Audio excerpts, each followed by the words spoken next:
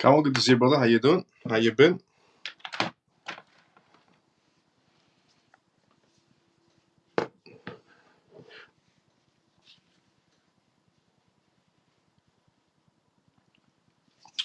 Joe, good to see you as well. Evening, how you doing? Hyper Sniper, good to see you as well. How you doing, brother? How you been?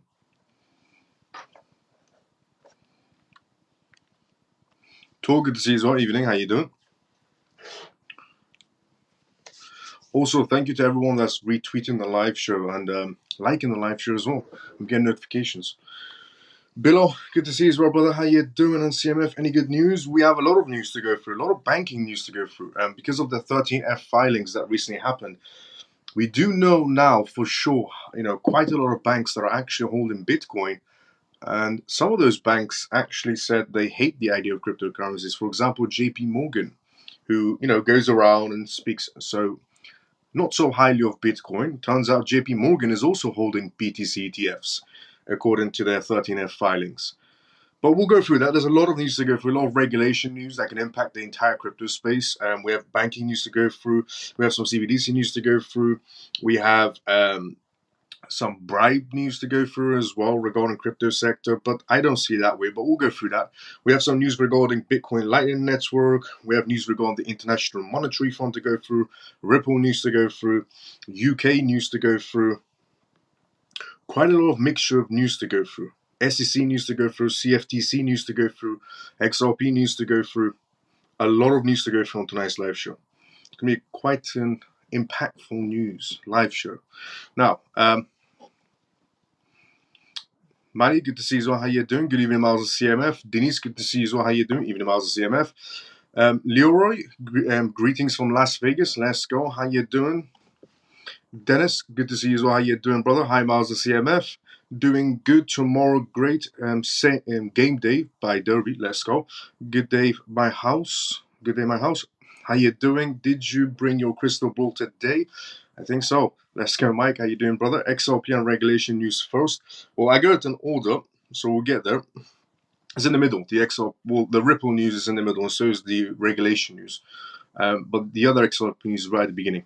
Good evening, Miles and CMF. Hope everyone is positive and happy. Hang in there. Let's go through it further. How you doing? Semper, good to see you as well. How you doing? Hello, Miles and CMF. Let's go. But yeah, the Ripple news, I've left one in the middle, one at the beginning of the show. Just in case anybody tunes in late, because a lot of people do like to know about the Ripple updates. So in case they tune in late, at least if they tune in, from the middle of the live show, they get to hear it as well. So, morning, Miles and CMF. Shelly, good to see you as well. How you doing? Morning, Shelly. How you been?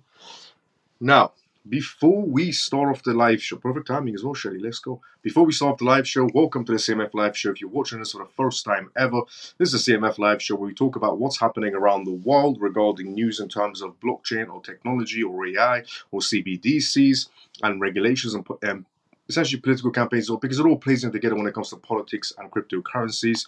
We also do Q&As, which means if you have any questions, put it down inside the comment section. I'll be more than happy to answer any questions you may have.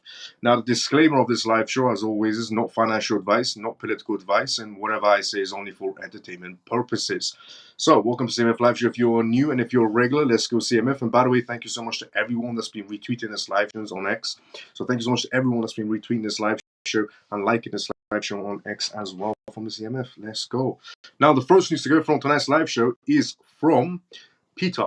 Now, everybody knows obviously who Peter is. So, economist warns ETF outflows could pressure Bitcoin down. Now, there is this thing going around that are we going to be seeing Bitcoin go to a much more newer low? If it does, then a lot of people are going to buy it out very quickly, especially institutions, and I'll get into why I mean by that. But Peter, an economist, warns that Bitcoin BTC might suffer from downward pressure or price pressure caused by the outflows from Bitcoin ETFs. Following withdrawals from Bitcoin ETFs, Peter's statements point to the possibility that this could have an adverse impact on Bitcoin's price performance. Bitcoin ETF outflows raise concerns. Peter ETFs have seen outflows over the past week. Over the past 10 days, data shows that US Bitcoin ETFs have, with cumulative outflows, have had about $230 million of outflows, as reported by essentially CoinGape. Now, market participations especially Peter, a Bitcoin critic, have started to worry about the possible bearish influence of this trend on the price. Aligning with the economist's view, on May 1st, Bitcoin ETFs witnessed their largest single day outflow, with $563.7 million being withdrawn. This outflow coincided with a 5% drop in Bitcoin's price from 63,000 to below 60,000. The initial excitement upon the release of Bitcoin's ETFs, which brought an extensive number of buyers, has now turned into an enormous potential seller pool, according to Peter, which has increased the risk of further price decreases. Now, is it going to be that way? Is it going to be just decreases and no more buys? Market imbalance and investor sentiments. The introduction of Bitcoin ETFs in January 2024 led to a market categorized by excess demand and limited supply. As many investors were interested in buying, the possibility of selling pressure nevertheless rose when more investors started buying Bitcoin ETFs. Peter, as a result, indicates that the present market imbalance, with many people owning ETFs and a lack of interest from new buyers, could significantly push Bitcoin's price downwards. The change in market dynamics, moreover, is well reflected in the outflow data. The Bitcoin ETF market major play Grayscale's GBTC ETF made 43 million. Another selling day involved with 4 million outflows as well, adding to the negative sentiments. However, other ETFs, such as BlackRock's IBIT and Fidelity's Wise Bitcoin ETF, showed positive inflows, pointing to a diverse investor sentiment in various ETF products. You see, Peter went as usual. I don't know who keeps on inviting Peter on all these news channels like CNBC or Bloomberg, and so I don't know why they keep on inviting Peter back, because he's never been correct. And he goes around and spews these lies that he makes up in his own mind. Because when we look at the data, it suggests otherwise. Now, in Peter's, according to his data, I don't know where he gets his data from, but according to Peter, when he did this interview, nobody's buying the Bitcoin ETFs and everybody's selling the Bitcoin ETFs, and this is basically a downfall again. And Peter's been saying this for a very long time, since Bitcoin was $11, just to put in perspective. And Peter always goes on these news channels to put this scaremonger into, essentially retail investors that the crypto markets are going to go south and everybody should jump out like the Titanic. But data will suggest otherwise, because BlackRock's IBIT and Fidelity Wise Bitcoin ETF showed positive inflows, pointing to a diverse investor sentiment in various ETF products. Inflows in the Bitcoin ETF market. BlackRock's IBIT has witnessed a resurge in inflows, with $14.2 million recorded recently. And in contrast to Grayscale's outflows, this trend indicates that while some investors are exiting their positions, others are still confident in their Bitcoin's long-term prospects. In addition, Fidelity's Wise Bitcoin ETF, FBTC, saw $2.7 million in inflows, and Bitwise's BITB ETF attracted $6.8 million, suggesting that investors' interest remains diverse across different ETFs. Moreover, other ETFs, such as the ARK21 shares, Wisdom Trees, Franklin Templar's, also experienced positive movements. So where is Peter getting his data exactly from? Because according to Peter, when he did this interview, nobody's interested in Bitcoin ETFs and everybody's just doing sellings. Nobody's buying. But if we look at the data, BlackRock has had a positive sentiment, Fidelity, positive, Wisdom Tree, positive, Franklin Templar, positive, and the list goes on. ARK Invest, positive on all their inflows. Honestly, they get people like Peter to come onto these news channels and tell you, nobody's buying them, the retail section should jump out and everybody's going to go Titanic. But in reality, what Peter is actually doing is causing panic inside the retail section, so it opens up space for the institutions, because every single one of these ETFs is pretty much having inflows, except Grayscale, but we know how Grayscale operates. But the rest of the ETFs are all inflows. Now, the next news to go through on tonight's live show is this one. Colombian president accepted 500,000 illicit crypto donation. That's how they see it, but I'll explain how I see it as well. But that's the next news going to be going through on tonight's live show. The Colombian president got caught out for accepting political donations in cryptocurrencies under the table. We'll go through that the moment after I go inside the comment section of the words. So, here we go. David, good evening, Miles and CMF. David, good to see how you're doing. Hi, Miles. Hopefully another great night in the CMF. Let's go. And hi also to all the CMF. Addy, good to see you how you're doing. Good evening, Miles and CMF. Orphan, good to see you how you're doing. How are? Lena, I'm doing great. How you doing? Hi, Miles. Yama, how you doing? Good to see you as well. Peter is getting his information from Elizabeth Warren. It does seem like it. Peter is definitely getting his information from Elizabeth Warren. Miles, did you had the chance to watch the video I share on Telegram? I didn't get a chance. I'll check it after the live show. How are you, Miles and CMF? I'm doing great, Lena. How you doing? Hi, Miles and CMF. George, good to see you. How you doing? By the way, honestly, thank you so much to everyone that's been retweeting the live show. I'm getting notifications as well. Thank you so much for that. George, thank you so much as well for retweeting the live show. I just saw it as well. Now, the Colombian president. The Colombian president accepted $500,000 in illicit activities in crypto donations. Colombian president allegedly accepted over $500,000 of illicit crypto donations from a fraudulent project to fund his 2022 campaign. According to local media, cryptocurrency project Daily COP made the illicit donation of 2 billion Colombian pesos, which is roughly 514,000 plus US dollars, in crypto to Petro's campaign in 2022. A meeting in February 2022 took place at a bakery in Bogota between Petro's then campaign manager Ricardo Rio and Daily COP, the co-founder Sebastian. During the meeting, a former contractor for the token project, Omar Hernandez, was present, who reviews the issue of regulation and the adoption of blockchain technology was discussed, and it aimed to form some kind of a joint venture alliance with the government. And it basically goes on how, the president of essentially Colombia was paid off from cryptocurrency donations and so on. But that's how the media sees it. I see it as that's how you have to play the rules sometimes. Now, I'm not saying, obviously doing illicit activities in any sort of a way, but political donations is the easiest way to get regulations or anything you want. You see, money doesn't need translation. It speaks multiple languages. Honestly, if you want to get something done and you need the political side, speaking about it, doing news campaigns about it, it does absolutely nothing. But money does wonders, and you don't need a translator. You don't need a translator for money, and you can easily get things done, is how I would see it. So it's also how politicians operate. Nobody should be new to the idea of, politicians operate under political donations. All politicians are broke. I've said this many times. The majority of politicians are broke. They go around as a 9-to-5 job and in desperation ask for donations. They're like Oliver Twist. Please, sir, can I have some more? That's what politicians are. So the surprise of, he accepted cryptocurrencies, that's why he's bringing out regulations on cryptocurrencies. So that's what everybody does inside the political space. But making crypto look like the bad, side of this is moronic. Every single politician accepts political donations to get things done. So don't make it look like crypto is a bad thing in this scenario, because the news is trying to push that agenda. But look at Colombia now. They have cryptocurrency rules and regulations. They're doing ventures in cryptocurrency and blockchain technology. There's investors going over there. So positively, it worked out for them. Now, Lightning Labs. Lightning Labs is bringing stablecoins to the Bitcoin blockchain. I don't know how that was going to work out, but Lightning Labs, basically, which is the project that did Bitcoin Lightning Network, are trying to bring out a stablecoin on the Bitcoin network. This should be interesting because we have USDT and USDC on Ethereum.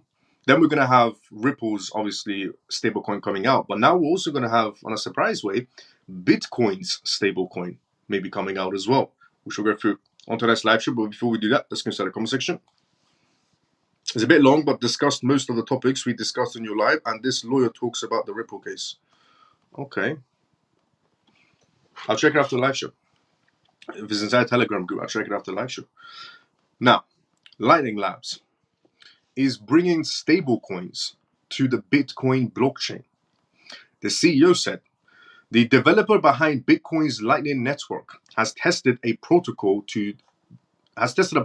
designed to enable stablecoins to be issued on the Bitcoin blockchain, its CEO said. Speaking at the Financial Times Crypto and Digital Asset Summit this week, Lightning Labs CEO Elizabeth Stark said that the developer had recently executed a test transaction on the Lightning Network with an asset created using the Taproot Asset Protocol. This is what they said, word for word. We've released an early part of the code in October, and actually just on this past Thursday, deemed the first ever transaction on the Lightning asset. Stark said, "The idea is to have crypto dollars and stablecoins on the blockchain." She explained, "I really care deeply about solving real problems for real people, as opposed to meme coins or gambling," Stark said, adding that the ability to position stablecoins and other assets, Bitcoin will facilitate new use cases and bring more people onto the internet of money and digital assets. Stark also highlighted a post-halving wave of developer interest in Bitcoin. With many builders coming back to the blockchain, she pointed to the developers building out decentralized finance DeFi on Bitcoin, as well as projects such as BitVM, which enables developers to build a turning of complete Bitcoin contracts, eliminating the idea of cross-border payments. Interesting enough. Lightning Labs technology is designed to eliminate the idea of cross-border and just enable people to transact globally, Stark said. The concept of cross-border payments is something that we hear about a lot, she added, before questioning, why should we even call it cross-border anymore? We don't have cross-border emails, we don't have cross-border text messages. I don't have to pay any fees to send an image to a friend across the world.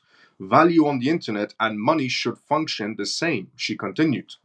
Stark pointed to a recent International Monetary Fund report, which found that Bitcoin has become an increasingly important channel to send remittances and evade capital controls in emerging markets. That finding, she said, was not at all surprising to those of us who are on the ground, who are working with developers and communities in these places, in the market subject to hyperinflation and orientation and regimes, she said. Bitcoin becomes an asset and a means of transacting essentially when they don't have any other option, sending payments around when they don't have any other option. That's an interesting play. She's trying to go against, so the CEO Elizabeth Stark of the Bitcoin Lightning Network is trying to go completely against the agenda of cross-border payments. Now you might think, oh well, she's only going against Ripple. Some of you might say, oh, who cares? It's just Ripple. Some of you might say, well, this could be bad for Ripple if she goes against Ripple. But she's not going only against Ripple. She's also going against the Bank of International Settlements. You see, the Bank of International Settlements has 11 projects, which the majority of them that these countries are using right now, these jurisdictions are using right now, are essentially cross-border payments. They're cross-border payment solutions that the Bank of International Settlements is developing and designing. With Elizabeth Stark coming out and saying, well, we can use Bitcoin and we don't need cross-border payments, that's an interesting play. I don't think she'll make it too far. I think they're going to throw hurdles in her way, so that doesn't happen in any sort of a way. Because going up against Ripple, sure. I mean, they're another company just like you, let's say. But trying to go up against the Bank of International Settlements, that is a losing battle. I wouldn't even try it. Now, the International Monetary Fund for Nigerian regulation of global cryptocurrency exchanges. Which is the interesting part, because the International Monetary Fund is telling Nigeria to hurry up with the regulations of cryptocurrencies. I just wish the International Monetary Fund would tell Gary Gensler to hurry up with the regulations. But we'll go through that next on tonight's live show.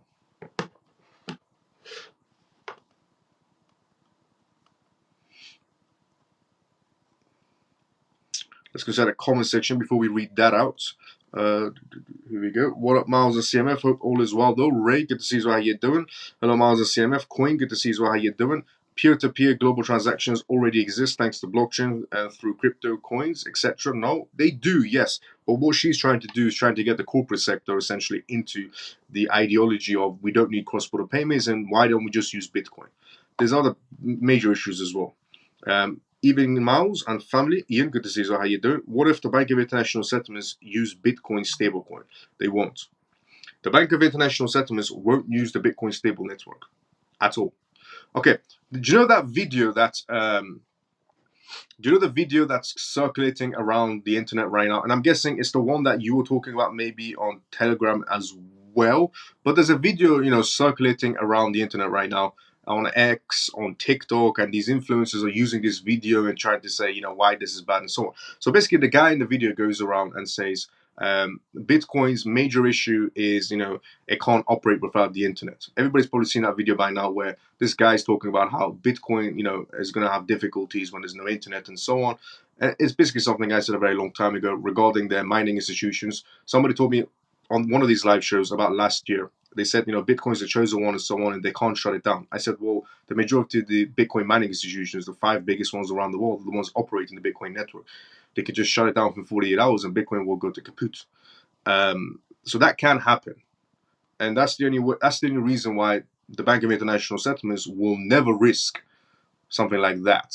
Because if the Bank of International Settlements want to use a Bitcoin stable coin, which is what the Lightning Network is proposing, if the Bank of International Settlements uses a Bitcoin stable coin, which means it operates on the Bitcoin network, that is a major issue because then 5 massive corporations will be the ones controlling the network, which means the Bank of International Settlements has no control of the network because the other 5 biggest mining institutions, Marathon Digital and so on, are the ones actually in control of the Bitcoin network. And the Bank of International Settlements will never risk that much on 5 corporations to handle everything. And that is why they'll never use a Bitcoin stable network, because it does have vulnerabilities. I said this a very long time ago as well regarding Bitcoin. I said if the government wanted to shut down crypto, it would take them at least 48 hours. If the government wanted to genuinely shut down crypto, it would take them 48 hours. The Bitcoin network operates on the majority of the 5 Bitcoin mining institutions. They can shut them down.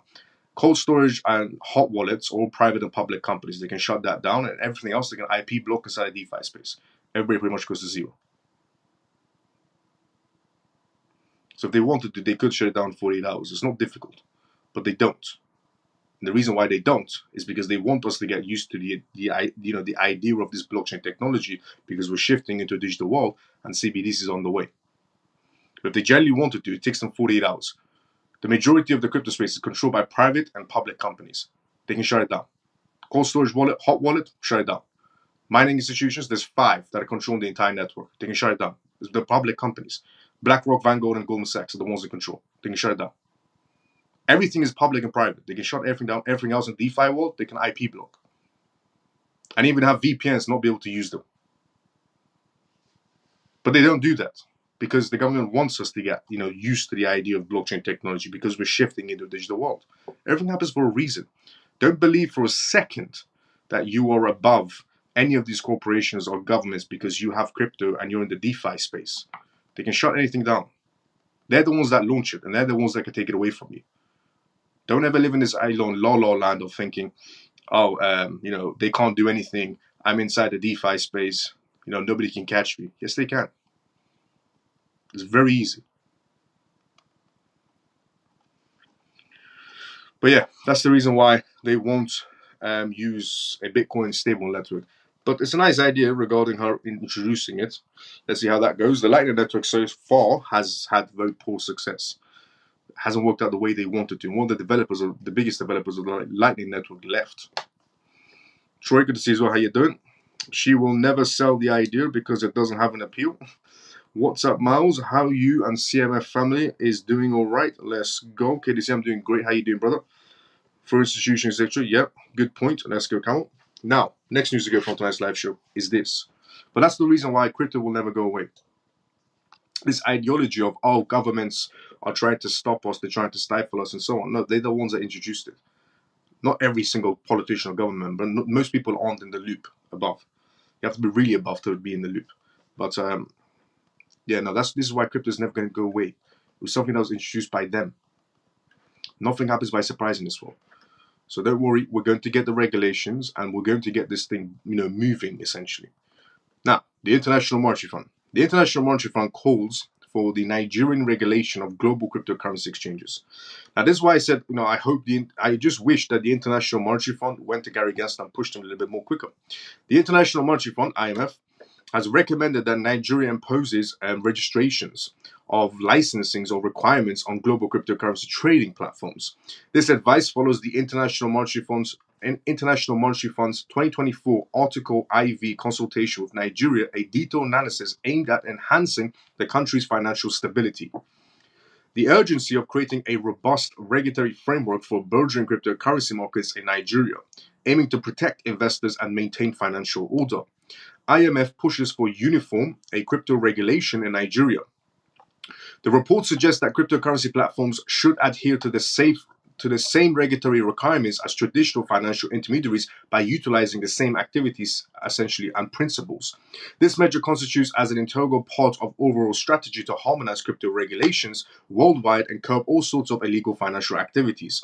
The International Monetary Fund pro-regulation policy is conducted against a background of assumptions that these platforms may influence on local currencies, value manipulation, and foreign exchange markets. This is something they're essentially doing with other countries as well. This isn't just relative to Nigeria, it's the International Monetary Fund. They're actually going around to a lot of countries and telling them to actually, fall in line and stop following them. In February, the CBN expressed concerns over the substantial volume of transactions from ununified sources passing through crypto exchange platforms, especially the banknotes that the Binance Nigeria had essentially processed transactions worth $26 billion with ununified sources in the last year. Legal actions against executives have been taken out. These ongoing challenges underscore the pressing need for effective regulatory measures to address risk associated with rapid growth of cryptocurrency trading platforms. In response to the CBN concerns about the massive number of transactions from ununified sources passing through crypto exchanges platforms in February, one of the bank specifications was that Binance Nigeria had processed transactions amounting to $26 billion from ununified sources in the past year. They are currently being subjected to regulatory scrutiny and legal actions against their executives. Problems that continue to arise signal the necessities of efficient supervisory arrangements to minimize the negative effects of surge in the cryptocurrency platform trading space. Okay, so the international, in a very simple term, the International Monetary Fund has a documentation by the title of, so this is what the International Monetary Fund has, that's documentation, and the title is IMF 2024 Article IV Constitution of, essentially, with countries and jurisdictions. Now, this was for Nigeria, but in general, it's for all countries. So the International Monetary Fund is actually going around and pressuring countries to hurry up with the regulations, especially when it comes to cryptocurrency platforms, because they want to get the ball moving so the illicit activities stops within the crypto sector, especially within crypto exchanges, and they can move forward. Now, the next news we're going to be going through on tonight's live show is apparently the UK is completely out of recession by the looks of it.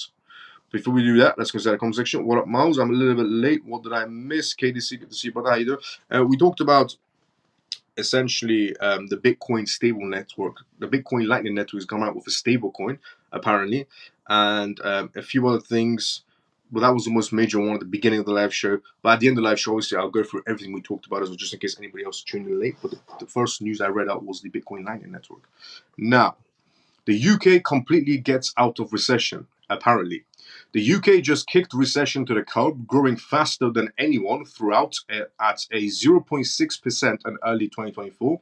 This is a big deal for Rishi Sunak as he gears up for the general election. This 0.6% increase isn't just any number.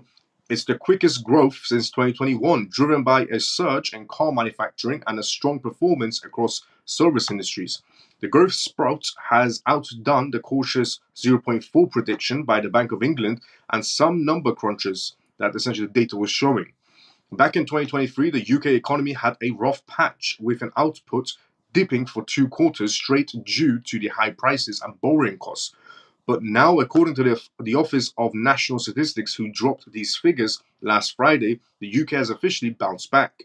When I saw the UK economy started this year with a bang, I'm talking about how it handled the energy squeeze and tight money policies without sinking into the worst of the states. With the 0.6, the UK is at the top of the G7, beating the Eurozone at 0.3 and the US at 0.4. For Rishi Sunak, this is more than good news. It's a promise kept to the British folks, despite trailing in the polls behind Labour by 20 points. Jeremy Hunt, the guy holding the UK's purse strings, called the growth proof that the economy is returning to full health for the first time since the pandemic. Contrast that with Rachel Reeves from Labour, who's quick to point out that the economy per person is still down £300 from Rishi Sunak took over, and that the driving force behind the growth, this isn't about any growth. It's specific to the services, jumped by 0.7%, showing folks out of the spendings in inflation calls Cars are flying off the lots too. Manufacturing is up by 1.4%, marketing a 6 straight quarters of growth in that area. Liz from the ONS pointed out that this isn't just a few areas doing well, it's a widespread across the services like retail and public transport. However, construction isn't the same on the upbeat track. And this is just about business feeling optimistic. The pound got a tiny lift against the dollar, and investors are now betting that there's about 45% chance of an interest rates might drop by June. The Bank of England kept rates steady at a stiff 5.25%, but hinted at cuts on inflation keeps it chill. March was a standout with a 0.4% bump in GDP, outdoing the measly 0.1% growth expected by smarty pants economists. This follows a decent 0.2% uptick in February. The first quarter of 2024 also saw per capita and output grow again, the first time in nearly 2 years. Although this is still down by 0.7% from the last year, it's a step in the right direction. Households are also opening their wallets again, with spending up in areas like housing and leisure after the slump in the first half of 2023. All in all, since the end of 2019, just before the pandemic hit, the UK economy has grown about 1.7%. That's lower than the US's 8.7% and the Eurozone's 3.4% over the same period. Rishi Sunak, despite recent political setbacks, celebrated this turn of events on social media, claiming the economy has turned the corner finally. As inflation, the Bank of England remains cautious, keeping rates high for now, but predicting a long-term easing. Apparently, the UK is back to normal, the economy is doing better, and we should be seeing a lot of investments coming into the market space. If it is, perfect timing on the terms of the UK wants to become a crypto hub, because the UK announced 2 nights ago that they want to become a crypto hub, and now the economy is back to normal, we could potentially get some investments coming in as well, which is great for the crypto adoption, honestly, if it is, according to them. Now, the next news to go from tonight's live show is this. Just in, a glimmer of hope for Ethereum spot ETFs. SEC gets to change it. The SEC gets to change it wanted, apparently. According to the hot development of ARK Invest has updated its application again by removing a staking part of the Ethereum spot ETF applications. It was known that the SEC did not want to staking features for spot ETFs as it made them the asset a security. Now the removal of this feature from the application has led to speculation that there are negotiations between Ethereum spot ETF applicants and the SEC, and that the applications are shaped according to the SEC's wishes. However, the reason for the latest change is not known for a certain, and no statement has been released from the parties yet. Cryptocurrency analysts pointed out to May as a very important month for these ETFs. It is true, May 23rd is when we're going to get a response of how it's going regarding the Ethereum ETFs around May 23rd. It's particularly highlighted as an important date for VanEck's spot Ethereum ETF application deadline. So far, analysts are leaning towards the possibility that these ETFs will likely be rejected. Grayscale, the world's largest digital asset provider, recently withdrew its own Ethereum features ETF, thus avoiding essentially shouldering the burden of litigation alone in the event of rejection from the SEC. Okay, so regarding the SEC, regarding the Ethereum ETFs, apparently the SEC was completely against the idea of staking when it comes to Ethereum, because a lot of these ETFs, when they filed in their applications, they put Ethereum and staking regarding the Ethereum ETFs. The SEC hates the idea of staking because they see it as a security when it becomes in terms of staking. So now they're saying maybe there's some conversations going on between the SEC and the Ethereum ETF applicants. Maybe the SEC is going on the verge of there could be a possibility of a yes this month regarding Ethereum ETFs is what's happening, because some of these applicants have taken, or one of them so far has taken, the decision to remove the staking part from their application. So it does seem like some conversations have been going on, and it could be a possibility of Ethereum ETFs, maybe. Now, before we read the next news, which is 1 billion XRP grant. Ripple celebrates evolution of XRP ledger community support. Before we read that, let's go inside the comment section. Now we need Japan to do better. Yeah, definitely. Japan is to come on board as well, do a lot more better for themselves. Also true. Very, very true. Good evening, Miles and all CMF. Iman, good to see you as well. How you doing? Hope everyone is well today. I'm doing great. How you doing, Iman? How you been? So, for anybody that out there that thinks Ripple doesn't care about XRP Ledger and Ripple doesn't care about XRP users, even though we've recently had Brad say that, you must be crazy if you think Ripple is, not looking after XRP or is not interested in XRP. But we also have something that a lot of people, don't talk about inside the crypto space when it comes to XRP, especially if you're in XRP, which is this particular news, where Ripple has pledged 1 billion XRP for the XRP ledger. So 1 billion XRP grants. Ripple celebrates the evolution of the XRP ledger community support. In March 2022, and it's going to be March 2022, fast forward to today. So in March 2022, Ripple announced it would commit 1 billion XRP to accelerate development and new use cases on the XRP ledger. The fund will be an extension of the XRP ledger's grants program and will advance Ripple's shared vision with the developer community. Now, this 1 billion XRP that's put as a grant is to grow the XRP ledger, to build on the XRP ledger and bring some use cases for the retail section, essentially. And this grant started around 2022. So since its inception in 2021, the XRP Ledger Grant Program has catalyzed a creativity and technological innovations, with more than 140 projects funded across 28 countries. The program has touched various domains, including sustainability, financial solutions, digital identity platforms, and GameFi. A lot of people don't know this about the XRP Ledger. Each grant, reaching up to $200,000, not only provided financial backing, but also a vote of confidence to the greatness. Now, over 2 years after Ripple pledged 1 billion XRP to the XRP Ledger community growth, the company celebrates innovation and projects driven by the XRP Ledger community as developers and entrepreneurs worldwide constantly push the boundaries of what is possible. This is as Ripple's key community and developer growth initiatives, including the XRP Ledger Grants Program, XRP Ledger Accelerator, and XRP Ledger Hackathon, continue to provide resources and support the projects that bring utility, traction, and meaningful activity to the XRP Ledger. In the days ahead, Ripple says additional updates to those programs are coming to bring more clarity and transparency around the funding criteria, ensuring that applicants know what they anticipate during the process and who to contract with the questions. Other avenues of the community support, including XRP Ledger Commons residency and the Creator Fund, which served as a catalyst for new projects and partnerships like Balmain and Ducati on the XRP Ledger. Important timelines ahead. Launched in June 2023, the XRP Ledger Accelerator program is designed to assist entrepreneurs in building on the XRP Ledger and scaling the initiatives into thriving enterprises.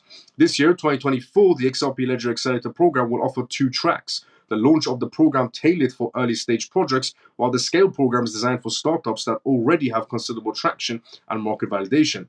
The next cohort of the scale program is scheduled to begin in August 2024, with applications opening soon.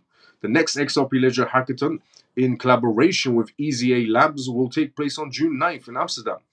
Leading up to the XRP Ledger Apex, following the second XRP Ledger Hackathon, will be held on June 28th and June 30th in collaboration with Swiss Hacks. So this is basically for everybody that thought that, Ripple is not interested in XRP or they're not so, because there are a lot of people that are essentially saying, Ripple doesn't, inside the crypto space, Ripple doesn't care about XRP or the XRP Ledger, Ripple doesn't care about their community and so on and so on. But they've pledged 1 billion XRP for their community to get involved in the XRP Ledger. They've pledged 1 billion XRP from Ripple to get some, developers on the XRP Ledger, to support the XRP Ledger developers, interesting enough. But nobody talks about that part. Now, the next news to talk about on tonight's live show is this one. Ripple's CEO, Brad, on SEC lawsuit, crypto predictions, and XRP victory. Ripple CEO Brad recently did a one-on-one conversation with a talk show, and we're going to go through about what he said and what he thinks essentially sees as the outcome going forward. And this was a very recent talk show. Now, recent by as in yesterday, but the info came out today. So, before we do that, let's go to the conversation. Good night, CMF family. And Miles, how are you doing? I'm doing great, K-Love. Good to see you as well. How you doing? Mark 22 is my birthday. March 22 is your birthday. Let's go, Camel. Now, breaking news. Ripple CEO Brad on SEC lawsuit, crypto prediction, and XRP victory. Ripple CEO Brad answers key questions on topics including joining and scaling Ripple, fighting the long-running lawsuit against the US Securities and Exchange Commission, SEC, and crypto market predictions and future of blockchain technology. Brad also discussed making an impact with the XRP with XRP in the universe. So Brad also discussed making an impact with XRP in the universe, lessons learned over the years in Silicon Valley, and secrets to finance success and lasting happiness inside the business world. So Ripple CEO Brad and his insights on the SEC lawsuit. Brad, the CEO of Ripple Labs, in an interview with Chris, host of the World Class podcast, explained the company took risks to fight the security regulators, SEC, for clarity and stop the bullying the SEC from attacking the crypto world. He said Judge Torres' summary judgment on July 13th was key in learning and one of the best days of his life. Brad added that the SEC has been trying to settle the lawsuit to create a narrative that Ripple's have been a bad actor. That's an interesting one because I'll tell you what. So Brad on this podcast basically has said that the SEC has been trying to settle the lawsuit to create a narrative that Ripple has been a bad actor. If the SEC, according to Brad, if the SEC is trying to settle and Ripple's not trying to settle, that means that Ripple has the upper hand. Despite appeals and other arguments, Brad is confident that the SEC is going to lose in the long run. In response to crypto becoming a partisan issue in the US, Brad asserts that this will end up being an issue that pushes swing states voters away from Democrats. He blames Senator Elizabeth Warren for politicizing it, and Democrats fail to realize that she is leading them off a cliff. Thank God that Brad sees it the same way I do. I've been saying for a very long time that Senator Elizabeth Warren, is an absolute waste of space. All she does is use fake facts and shows it about in Congress and so on, and in front of these politicians to get their viewpoints and to get their votes. I don't know what morons vote for Senator Elizabeth Warren. She absolutely is a waste of oxygen. A waste of space, let's say, in general. Now, crypto predictions. Ripple's CEO reaffirmed the crypto markets can hit $5 trillion market cap by the end of this year. He advised people to think long-term investments. Trading isn't he recommended going straight into crypto trading. He indirectly hints that XRP's price rally as the impact of the SEC lawsuit fades away this year. XRP price is still undervalued due to the lawsuit, with the price currently trading a range of near 50 cents. He believes that there will be a black swan event in the crypto industry. Interesting enough, Brad believes that there will be some sort of a black swan event inside the crypto space. He said, "Do I think there's going to be another black swan? Of course, 100%. I don't just know exactly what it is." So according to Brad, CEO of Ripple Labs, in his words, he was asked the question, "Do you think there's going to be another black swan event?" And Brad said, 100%, of course. He just doesn't know what the black swan event is going to be inside the crypto space. He predicted that the SEC is going after USDT issuer Tether. That could be the black swan event, believing it is the only one that's going to be interesting one to watch. So Brad came out and basically said that the SEC is going to be going after USDT, is going to be going after Tether. So that could be the black swan event, indirectly Brad is talking about. Obviously, if Brad does know something, he's not going to be coming out and saying, the black swan event is this and everybody prepare for it. If he does know, which he most likely does, he's not going to be mentioning it. But he can indirectly mention what the black swan event is. And Tether going down is a massive black swan event for the crypto space in general. If Tether gets taken down by the SEC, that is a huge black swan event for the crypto space. So indirectly, you could say, he predicted that the SEC is going to be going after USDT issuer Tether, believing it is the only one that he's going to be interesting to watch. Even Brad is going to be interested in watching USDT going down and Tether going down. Moreover, he doesn't believe there's a risk of quantum computing to the crypto market at large, something I said a very long time ago as well. And regarding quantum computing, some people were worried inside the crypto space quantum computing is going to overtake blockchain technology and there's no point for blockchain technology because of quantum computing. I said, well, that is moronic because it's actually there to help the blockchain technology advance, not make it worse or make it go away. And Brad also said the exact same thing. He doesn't believe there is a risk of quantum computing to the crypto market at large at all. XRP lawsuit and remedies update. Lawyer James Murphy, also known as Meta Lawman, believes Judge Torres might dismiss the SEC's destroying agreements that institutional investors suffered harm due to their use of the SEC versus iFresh case. The reason, which is not for the publication. Moreover, the SEC has attacked the Ripple's plan to issue a stablecoin to seek in regarding their sabotage as well, which is true. The SEC seems to be trying to going after Ripple's stablecoin by the looks of it, but it's a failing process because they were unable to do anything regarding the other scenario. But they're not going to be able to do anything with they couldn't do anything with XRP. What makes the SEC think that they're going to do anything to the XRP stablecoin? And also knowing from Brad what he stated, which is the SEC is trying to settle with Ripple. If the SEC is trying to settle with Ripple, then that means the SEC is separate. That means that the SEC is desperate. Okay, honestly, if the SEC is trying to settle with Ripple. And Ripple, Brad's CEO saying, the SEC wants to settle with us. Many times the SEC wanted to settle with us. Then that means that the SEC has nothing. The SEC are fishing for something to land. They are literally magnet fishing, hoping something lands. So that means that the SEC is desperate if they want to settle first, especially multiple times.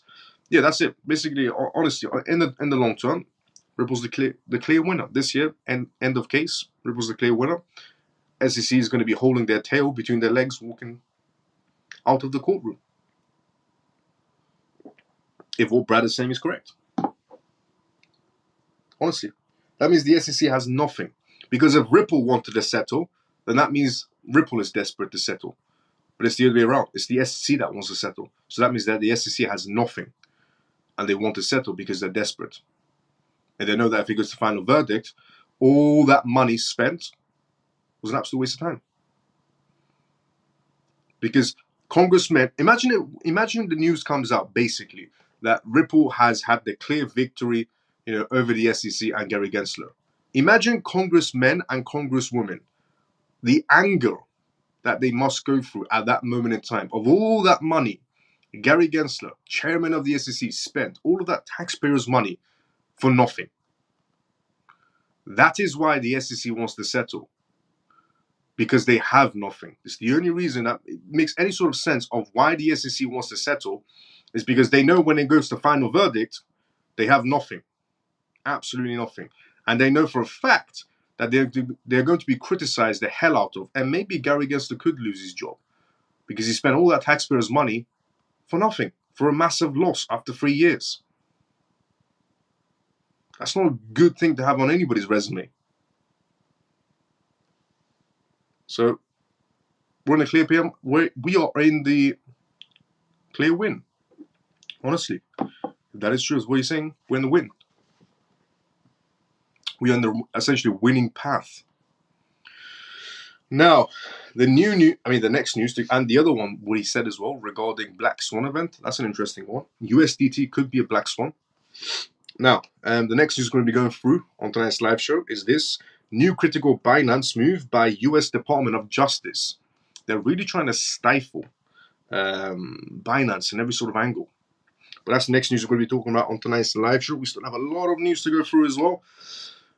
Now, before we do that, let's go to the comment section. So we are here. I saw this, Grant Miles. Are you able to access this to develop your blockchain? Yes, I am. Let's go, Shelly. Yes, I am. Hi there. When is the bull run pump? Only I see droppings. Many said bull run have started by now. Mr. Smiles, did you change your name again? Ricardo, is that you? Shelly, wow, huge. Yeah, regarding Black Swan event. Hey, we are back on. Hi, all minds. Hi, Miles. Thanks for your support. Let's go XRP then. Did you say 5 trillion market cap for XRP this year? No, market cap in general.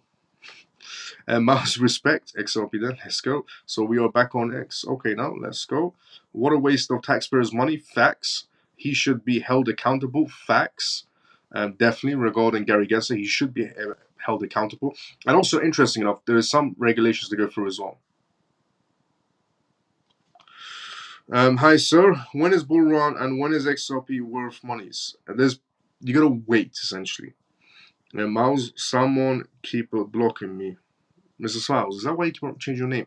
USDT Black Swans. Why and if it happened, will it drop XRP? No. Well, yes, it will drop the entire market. If XRP become, I'm sorry, if Tether, if USDT becomes the downfall, it could cause a massive ripple effect throughout the whole market space. Definitely, it could. Yeah, 100%. Now, Miles, I thought the exact same thing. R. Smith has had 3 different names. Steve Shea, he's back. Yep. New critical. So the next news to go from tonight's live show is this: new critical Binance move by U.S. Department of Justice.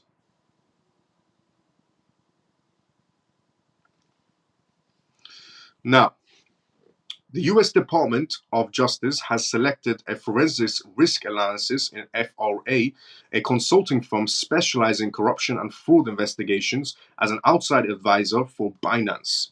This decision comes after Binance, the world's largest cryptocurrency exchange, was found guilty of violating U.S. anti-money laundering regulations and trade sanctions.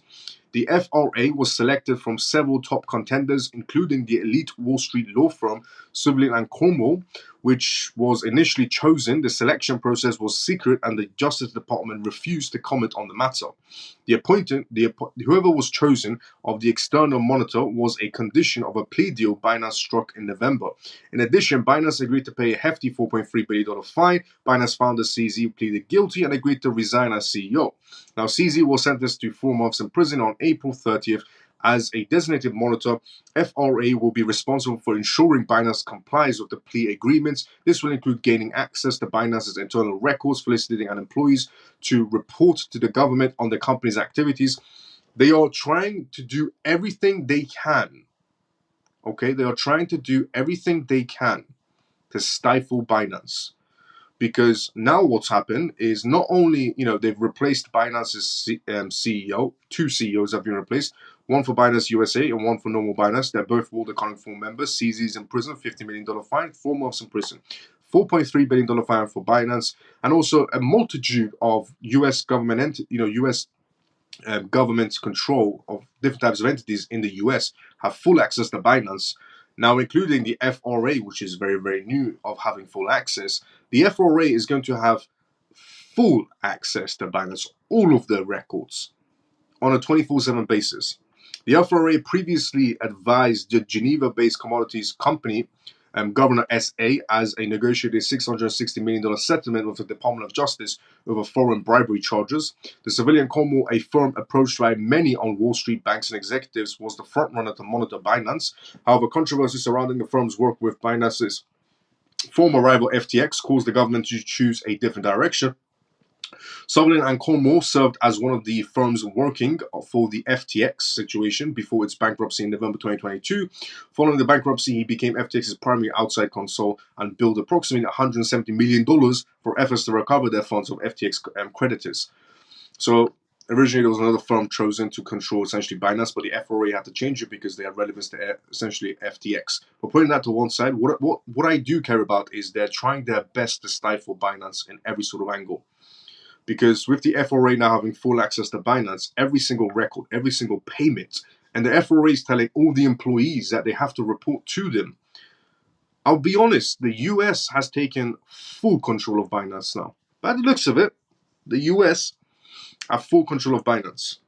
If they wanted to, they can take down Binance. If they want to let Binance run, they can let Binance run. Because now the US has full control of Binance. And I mean full control. Every single employee of Binance has to report to the FRA. All of Binance's records, 24/7 access to the FRA. I mean, literally, the US has full access to Binance now.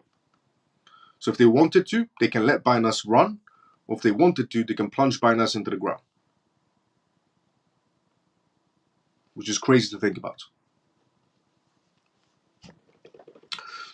Now, before I read you the next news, which is court should deny Coinbase's appeal, SEC says. Before we do that, let's go inside the comment section. So, here we go.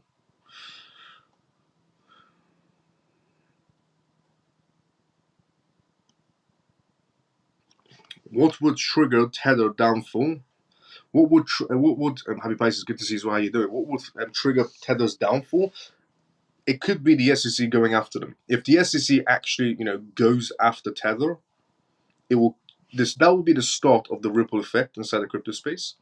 That would definitely be the start of the ripple effects within the crypto space.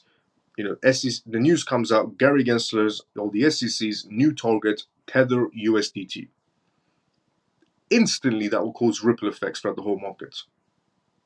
And then if they actually go through with it, we could potentially see Tether maybe getting delisted. Tether's transparencies goes into question on regarding how much of actually is being backed by actual assets. So many things could arise, and it will be massive ripple effects for the whole crypto space.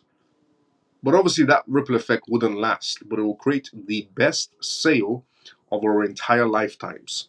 The market, if it bleeds, it will bleed very good, the market. But the buying opportunity, not financial advice, for me, crazy. Honestly, it'll be the last time. You know how Vin Diesel says one last ride? But we have a lot of one last rides inside the market space, and everybody goes buy the dip, buy the dip, buy the dip, and the market keeps on dipping. And it becomes literally like Vin Diesel's one last ride with every movie. But if Tether becomes a downfall, it would genuinely be one last ride.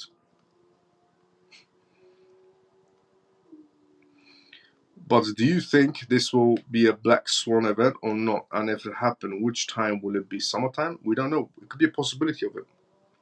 Block me, I'm solid. I'm behave, I'm good soul. Will it drop XRP even if the lawsuit is over and XRP is at its alternate? There's a possibility, yes, because it causes ripple effects for the whole market. Miles is good to keep in any coin on the business. Binance? No, it's always better on cold storage wallets. Tether will spread their assets to stay afloat. Well, they have to. X is working. Let's go XRP then. Can someone tell me if ICP is a good coin? It's a good coin, in my point of view. If Black Swan is a good project, and if Black Swan comes that crash the crypto market, isn't smart to invest in XRP now, but after the crash, or will XRP be stay a higher price even when the crash comes and the case ends? You can go for both. You can essentially go for both. Shelly, are you about? Is what XRP then is saying. Good morning, Professor Miles. Funky brother, good to see you, brother. How you doing? Bill? Someone's speaking to you. Why worry so much about small things? Sorry, I'm late today as I went to see the Northern Lights in London. Let's go, funky brother. I have now 90,000 XRP.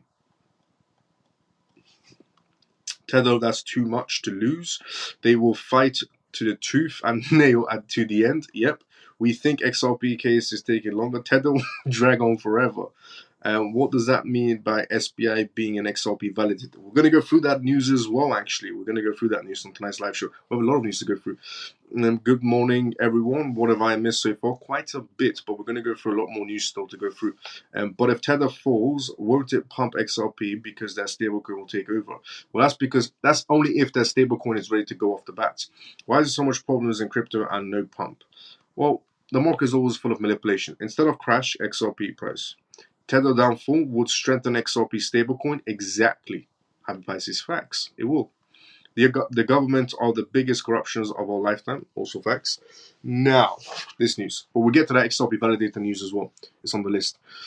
So, court should deny Coinbase's appeal, SEC says. The Securities and Exchange Commission, SEC, says that Coinbase move to appeal its case with the regulator should be denied. Last month, Coinbase filed an intellectual appeal following a judge's decision to allow a lawsuit involving the SEC and the platform to proceed without being dismissed. In the appeal, Coinbase claimed that the differences of opinion around the Howey test, a 1946 U.S. Supreme Court case frequently cited by the SEC to determine if an asset qualifies as an investment contract and therefore a security. The SEC pushed back on Friday and said that there was no substantial ground for differences of opinion. More broadly, it is clear that Coinbase does not that Coinbase does not like Howey, and that the current framework for securities regulations, having decided to arrange its business affairs in a way that make it costly to comply with existing laws. The SEC also said in its filings, But Coinbase's decision to do so and desire to rewrite settled decades-old legal precedents to fit their own policy goals and businesses provides no compelling reason to prematurely center on the appeal of this case. Look, the SEC are trying to genuinely use something that was made in 1946. So the Howey test, essentially from the 1946, that the SEC is trying to still be using in 2024, makes absolutely no sense. In 1946, we had no blockchain technology or any sort of cryptocurrencies going on, and the internet wasn't doing too well either. So 1940s, the idea of the internet, but 1946, they're trying to be using it. Now, Coinbase is saying the SEC is trying to use old regulations for something that's new. Coinbase and then the SEC is basically trying to say that Coinbase wants new regulations for no apparent reason because the old ones still work. Well, the old ones don't work, Gary, because they haven't worked at all. There's not one project that you could put under the Howey test. The SEC pushed back on Friday and said that there was no substantial ground for differences of opinion. More broadly, it is clear that Coinbase does not likely fit the Howey test and the frameworks, and it is unlikely that the interpretatory appeal, which is filed before the end of proceedings, will be approved. The SEC tried to file an interpretatory appeal in the case against Ripple last year, but was ultimately rejected. Judge says that case can move forward. In decision to proceed with the case, Judge Catherine Polk of New York disagreed with Coinbase's point that investment contracts need a formal contract. When a customer buys a token on Coinbase, she's not just buying a token, but she is buying into the token's digital ecosystem, the judge basically said. From Coinbase's appeal to go forward, the judge would have to grant them a permission to appeal. Should the appeal be allowed to proceed, the remainder of this case will be put on the hold on the trial court.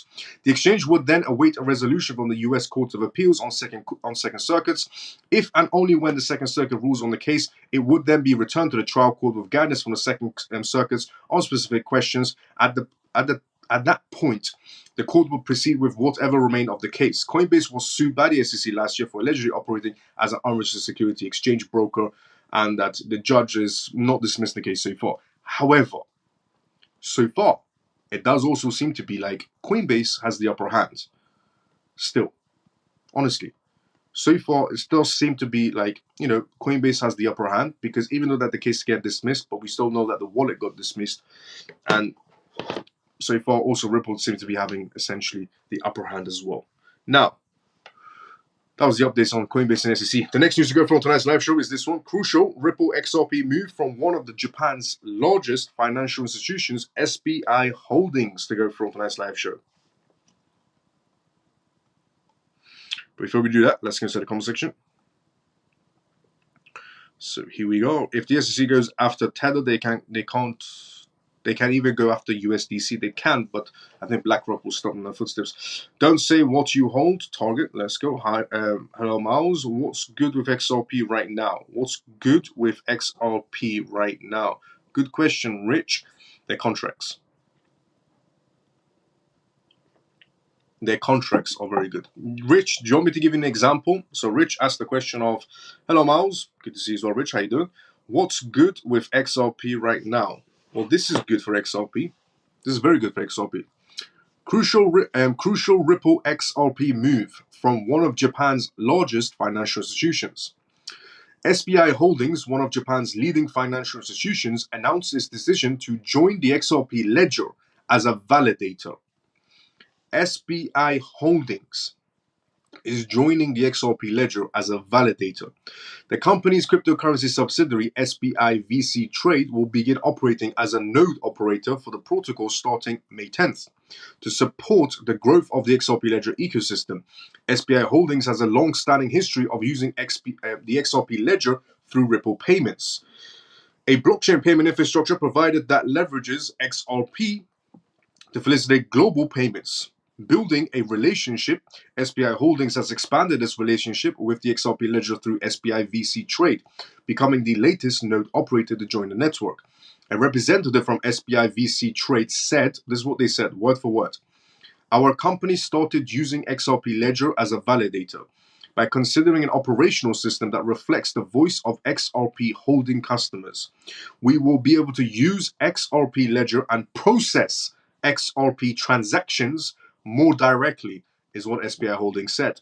Apart from joining the protocol as a validator, SPI VC Trade also aims to enter the Unique Node List, UNL, a list of trusted node operators that play an important role in ensuring the integrity of the network. And the company's contributions and achievements as a protocol node operator will determine its eligibility for the list. So next time anybody says to you, well, there are many organizations and essentially corporations, institutions, and banks using XRP in different aspects through the Ripple payments. But next time anybody asks you who's using XRP, name me one institution that's using XRP. Well, you can say with your wholehearted chest that word for word, coming from the SPI VC Trade CEO, that this is what they said. Our company started using XRP Ledger as a validator. Now you could say, well, they're using the XRP Ledger. Well, by considering an operational system that reflects the voice of XRP holding customers, okay, we will be able to use the XRP Ledger, okay, and process XRP transactions more directly. So next time anybody inside the crypto space tells you that, name me one institution that's using XRP, that wholeheartedly have came out and said we're using XRP. SBI Holdings. Now, that wasn't directed to you, Rich, but it was directed to everybody that essentially still says to this day, name me one institution that's using it. SBI Holdings. JP Morgan's next is going to be going through on tonight's live show. JP Morgan holds Bitcoin ETFs despite CEO disapproval. JP Morgan does go around and essentially say that Bitcoin is useless. Bitcoin ETFs, why would we? Bitcoin is for scammers. But according to their F13 filings, JP Morgan is holding Bitcoin ETFs. There's not a single thing that, these institutions like BlackRock, Vanguard, Fidelity, JP Morgan, they're all two-faced. They say one thing and another thing is basically going on. And, well, they can't lie on their 13F filings. We'll go through that tonight's live show as well. But in June, Ripple will announce XRP stablecoin. Even if Tether fails, it has to be more bullish of XRP price than bearish in a crash. Am I wrong? No, you're right. Yep. I don't mind Tether and crash once I have 90,000 XRP. Gary's garbage. Haha, Miles. I love it when you get impatient with Gary. Lol. Let's go, Shelly. Please, Miles, I'm back. Here we go. Miles, I'm watching you every day from 11:30, 1 a.m. and enjoying every minute. Thank you. Rich, let's go. Thank you so much for watching in. Thank you so much for tuning in, Rich. Let's go. Welcome to the CMF. Miles, I think you have a soft spot for Gary Weasel Gensler. I don't ask you anything. Bill, you can. I'm not answering my question. Yep. Is Judge Ned Burns still involved with the case, or is it just Judge? They're both involved. They're both involved for different things. But yeah, Rich, a lot of things happening. And thank you so much, Rich, for tuning in every single night. Honestly, thank you, brother.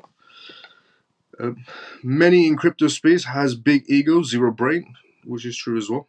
Miles, when is USDT's collapse likely? It could be possibility this year. That's huge. This year is massive. It is. Thanks, Miles. That helped a lot. Let's go, Rich. No problem. Anytime, brother. Beggars. I will kiss and make up with Gary G for one day if he goes after Tether and XRP drop the soap, then to the moon. Let's go, happy Pisces. As one way to put it. That's a very odd way to put it, but let's go. I will kiss and make up with Gary G for one day if he goes after Tether and XRP drop the shop. Let's go, then to the moon. Miles, Rich Ray is my son. Rich Ray is your son. Okay, Rich, let's go. I didn't know that. So Funky Brother, his son, Rich, is also on the live shows as well. Rich, welcome to the CMF. Even if the market crash, how many percentage crash when we expect? Not 100% downfall, right? Way lost and right. Yeah, no, obviously not a downfall. Not 100%, never 100%. No, for XRP to have a super drop in price so I can go and shop and drop the sub. Okay, happy Pisces. Now we get it. With this going with crypto, that could why people scared to invest in crypto. Good point, Daniel. Miles, what have the collapse of Tether to do with the Black Swan event? Well, Tether is the #1 stablecoin inside the crypto space. it's the pair of the majority of the crypto space. About 90% of the crypto space is paired out with USDT, pretty much. So it will cause ripple effects, genuine ripple effects. XRP is being grabbing Gary. And let's go low. Let's go Max. Let's go Kerry. What do you think about Trump's recent announcements being pro crypto? I've always said, I've explained on this live show as well. So obviously I'm not American. I'm from London. So I said, the voting in the US, obviously I have no say. But I did lay out the three options when it came to, in terms of cryptocurrencies, if you're looking at the political side of it. I said if you vote, and again, I'm not American, and I'm not voting for anybody inside the US. I said to everybody a while ago, I said if you vote for Joe Biden, he likes CBDCs, and it doesn't like cryptocurrencies. If you vote for Trump, he's done 2 NFT crypto projects, and he's in favor of cryptocurrencies. All types. If you vote for Kennedy, he's only in favor of Bitcoin, and that's pretty much it. And he said he'll make the government more transparent on the Bitcoin network, is what I've said in the past. So he's always been pro crypto. He's done two or three NFT projects, and he's in favor of, in general, of crypto. Biden, just CBDCs. Kennedy, just Bitcoin. Trump, all types of crypto, basically. We not sure for all. I know maybe we won't start seeing the market green until the election in November. So up and down until November basically is what Daniel saying, possibility. And my prediction, after case, 36 hours, £5, stablecoin announcement, £8, and from there, adoption. Interesting, below, interesting. Interesting prediction. Let's go. Hey, I'm back. Let's go XRP Den. How you doing? Good to see you back. Now, JP Morgan holds Bitcoin ETFs despite CEO disapproval. Interesting enough, because we all know JP Morgan has made so many interesting topics. If you ask the CEO of JP Morgan, he's set up multiple news channels, even quite recently, that he hates Bitcoin. He sees Bitcoin only used for illicit activities, and there's no purpose for Bitcoin, and that's pretty much it. Just all spewing bad things about Bitcoin. Well, there's something called the 13F filings, where all of these massive corporations have to file in their documents, and then we get to see who's holding crypto. So they could be saying one thing and doing another, and they can't lie on their 13F filings, otherwise they'll get fined. So it turns out JP Morgan holds Bitcoin ETFs, even though they hate it, and it's garbage, and it's only used by illicit activities. And again, that was his recent conversation, JP Morgan. So at this hour, the only news that could retrieve Bitcoin's price would be the Federal Reserve Chairman announcing a 50 base point rate cut at the first meeting. However, even if it doesn't affect the price immediately, such a news is crucial for long-term outlooks. Recently, important details were published for JP Morgan, the world's largest bank, and BTC. America's largest bank, JP Morgan, Chase & Co., is also the largest in the world by market value. According to a recently published report, the bank holds assets in various spot Bitcoin ETFs. CEO Jamie Dimon may dislike cryptocurrencies, but his clients do not share his view. We had mentioned that in May, the 13F filings would help us understand which companies hold Bitcoin ETFs. While some investment firms hold assets worth hundreds of millions of dollars, JP Morgan holds a more modest amount of ETF assets. Of course, the most significant holder is BlackRock Spot's Bitcoin ETF IBIT. Perhaps the trigger for Bitcoin price increase in Bitcoin could be the revaluation in the 13F filings. That could have major companies holding billions of dollars in BTC reserves. Comparisons of volume and transaction numbers often suggest that individual investors dominate the ETF channels, according to experts. But what is interesting is that according to their 13F filings, Jamie Dimon, the same man that goes on any sort of news channel, and when he's asked, what do you think about Bitcoin? Jamie Dimon always says Bitcoin is garbage and it's used by illicit activities or for illicit activities. Turns out Jamie Dimon, JP Morgan Chase & Co. holds Bitcoin ETFs.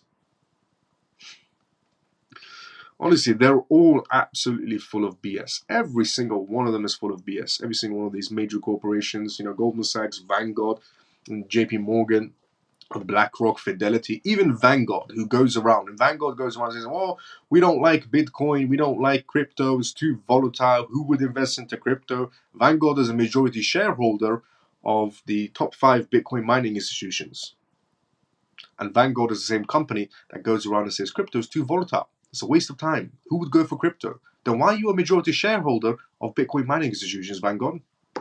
Even JP Morgan, Jamie Dimon, crypto is garbage. Blockchain is, Bitcoin is garbage. It's used by illicit activities. But you hold Bitcoin ETFs. Interesting. The idea of these major corporations, when they get caught out, it's a pleasing sight when you see these major corporations get caught in their own BS.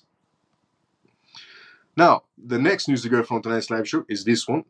Banking giant Wells Fargo reveals investments in Bitcoin ETFs. As we all know, as I said, you can't lie in their 13F filings.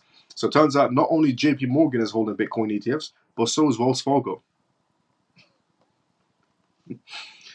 Oh, it's just amazing. This 13F filing form, whoever came up, whoever this genius was with the 13F filings, that they have to report to the SEC regarding if they're holding crypto assets. And they have to fill out a 13F filing.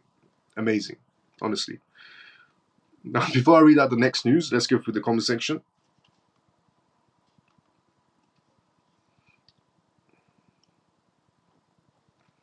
Here's Red Herring. Yep. Why would Tether collapse? It's because we were just recently talking about regarding Brad, CEO of Ripple. He did a podcast, and he was asked many questions. And then, he was asked the question of, do you think, what's going to be happening and so on. Then he was asked the question of what the SEC will do next. And he said, in his words, that he sees the SEC going after Tether USDT. And because Tether has multiple issues. One, it's not an American company. It's the number one stablecoin, which is US dollars. They're not full transparent. There's major things wrong with Tether. But even according to Brad, that the SEC is targeting Tether, according to Brad. Now, that's right. Facts, Miles. Shelly, let's go.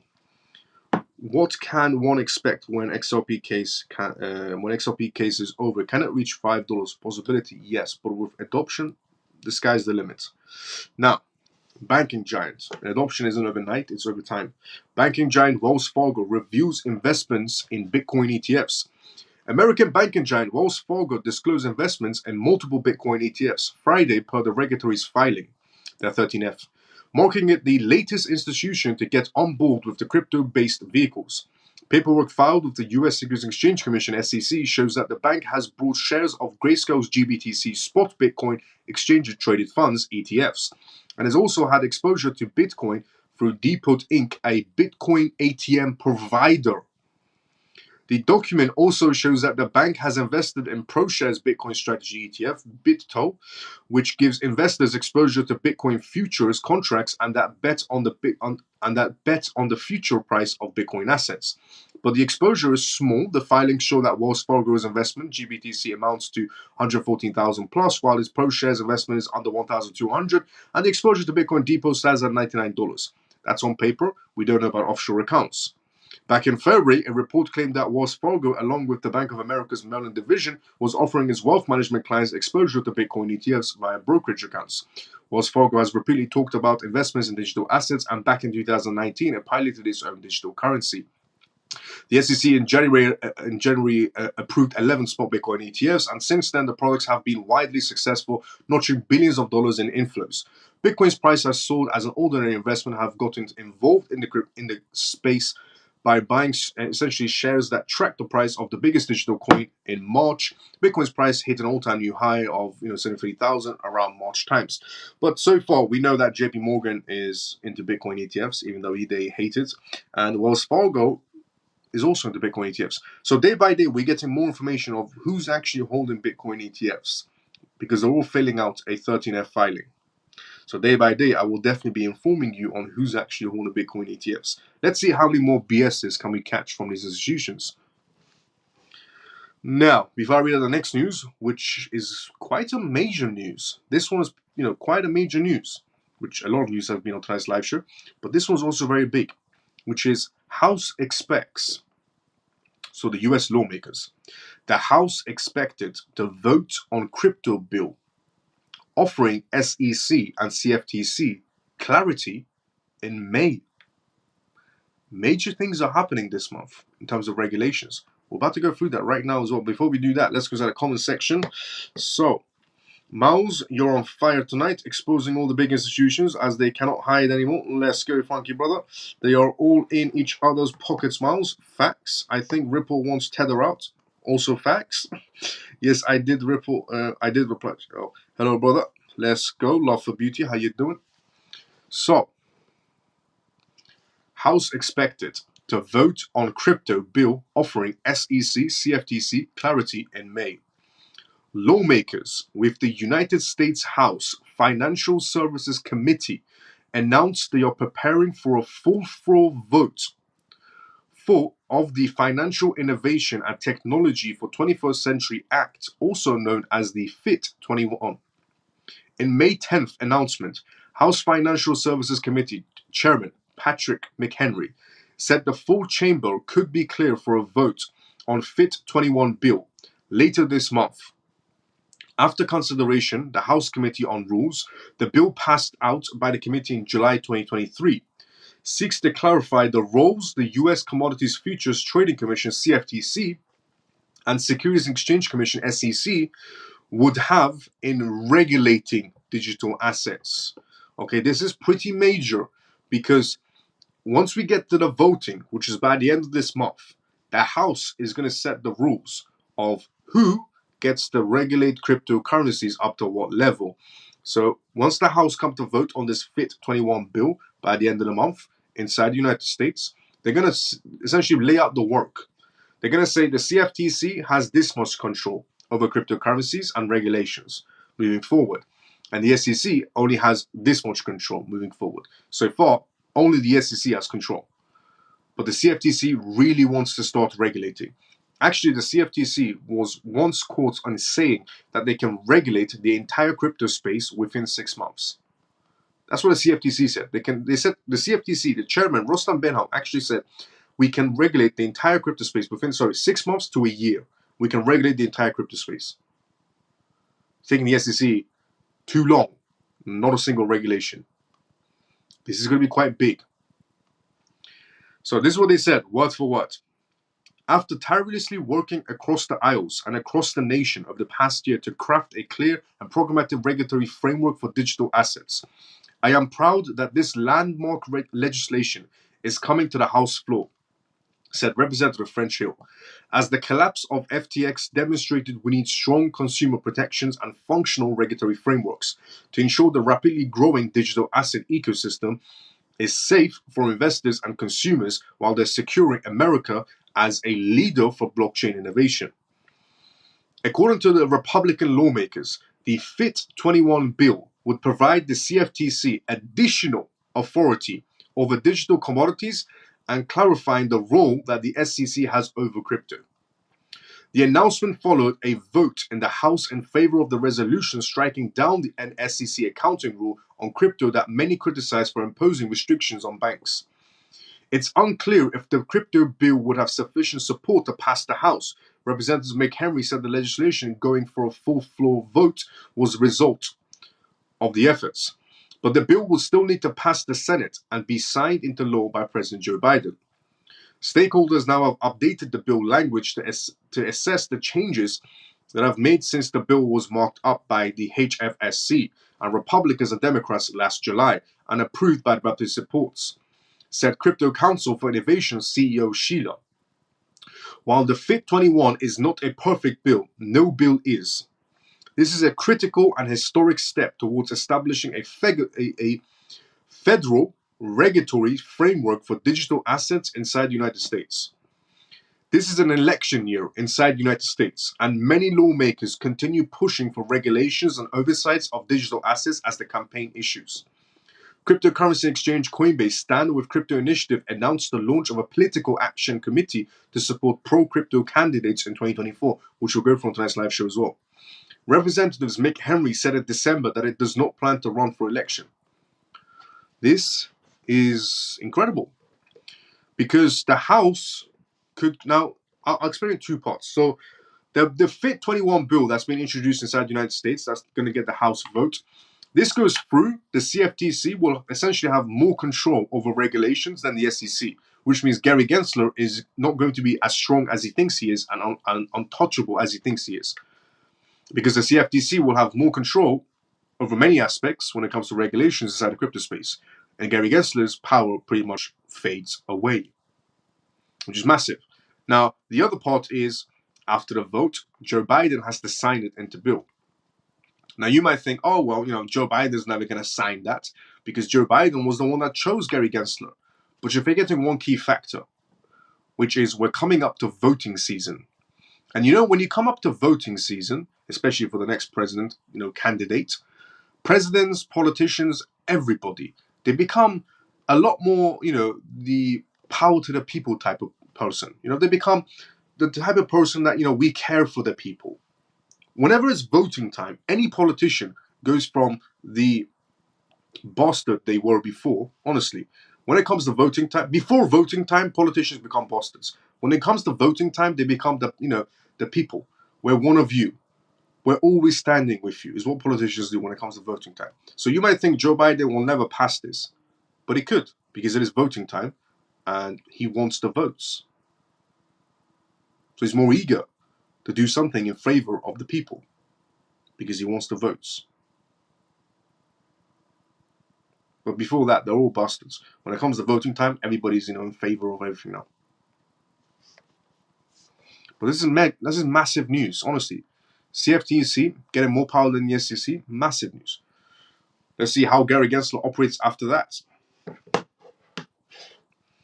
Now, before we read out the next news on tonight's live show, which is, and by the way, the whole Coinbase setting up shop regarding, putting up a budget to help politicians and so on. We'll go through that on tonight's live show as well. But the next news we're going to be going through on tonight's live show is this.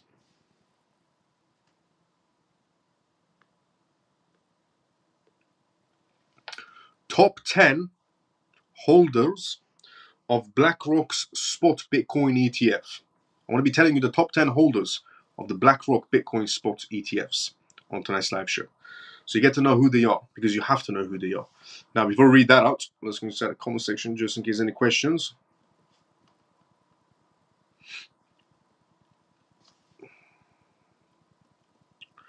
Coins, okay, we were here.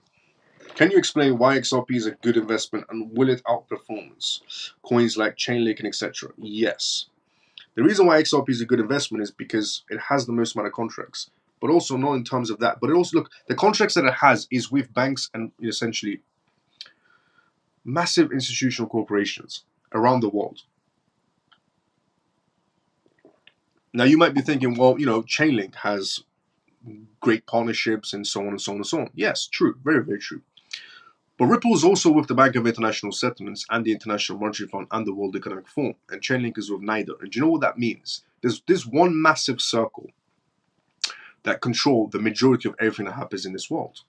The Bank of International Settlements has control over 63 centralized banks, including G20 countries. The most powerful countries are with the Bank of International Settlements. And Ripple is with the Bank of International Settlements. Chainlink isn't.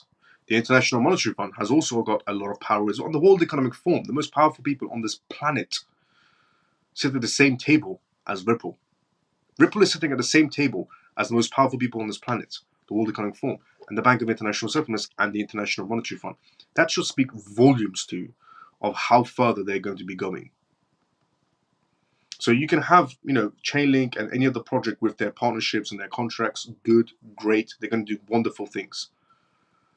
But when you go from, company partnerships to the Bank of International Settlements, you go from here to here. When you go from the International Monetary Fund, from companies to International Monetary Fund, you go from here to here. When you go from normal partnerships to the World Economic Forum, you go from here to here. That should speak many volumes to you. Because Chainlink has partnerships, so does Ripple. Chainlink has all the, those contracts, so does Ripple. But what sets them aside is the BIS, 63 centralized banks, including G20 countries, most powerful banks in the world. That's a major leap over anybody else.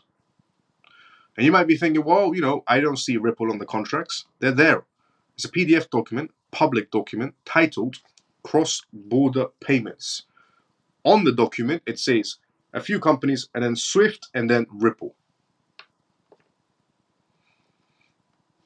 Now you might think, oh well, Ripple's not going to be using XRP. Yes, they are. We even had recently Brad say, you must be crazy if you think we're not going to be using XRP.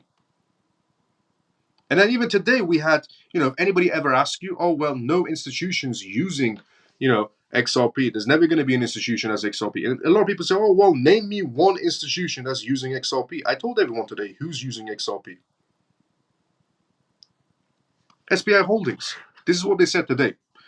And this is for all the people that say, and if you are, in XRP, for example, and you're tired of everybody always saying to you, name me one institution that's using XRP. Well, now you can. Because we know for a fact they do through Ripple payments. But now this time it's on paper, which is this one, which is what I read out on tonight's live show, which was from SBI VC Trade. This is what they said. This is from SBI Holdings.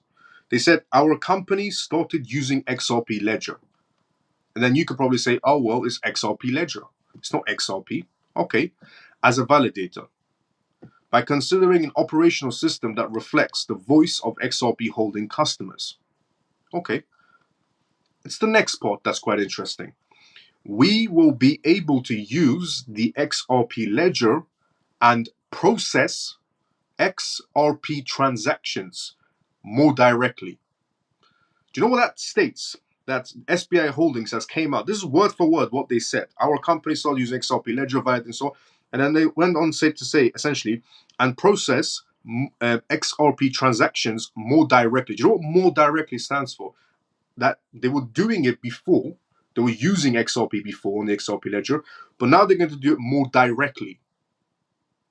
So if anybody ever tells you who's using XRP, name me one company that's using XRP. SBI Holdings. If you're wondering, is SBI big? 47 banks in Japan. And they also have cross-border operations as well.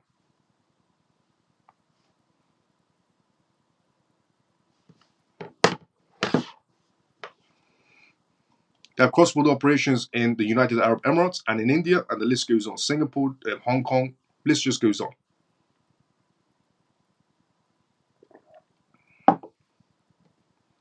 So I said, look, it's great. Chainlink has amazing partnerships.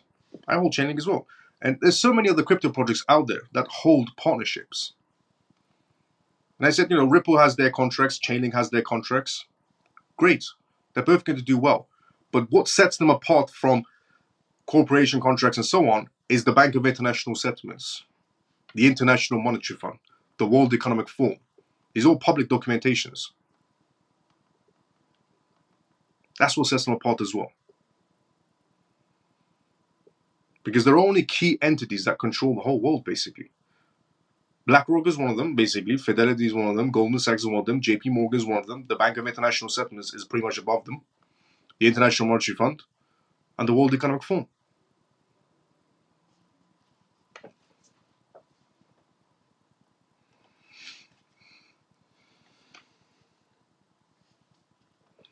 Now, so the topic of can you explain why XRP is a good investment? There you go.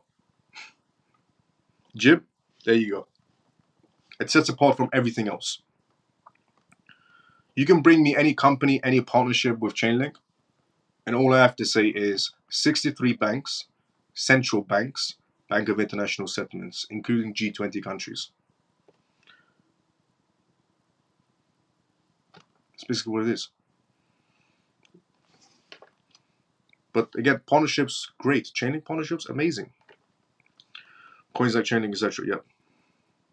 Congress can go after USDT SEC, doesn't have to found to handle it. Finally, the cavalry is coming. Let's go. Ripple will fund the case on Tether. It's clear to see Ripple stablecoin to take over. Yeah. Only 80 plus going to vote for Biden. Only 80 plus of people going to vote for Biden. Gensler will be put out to pasture. Peter is in the top 10. Peter is in the BlackRock Holdings. Imagine that one. Peter is the top 10. Gary has brought up all the XRP. Now he didn't make it to the top 10. BTC holder. Brad, you has to be crazy to be thinking we don't use XRP. Let's go.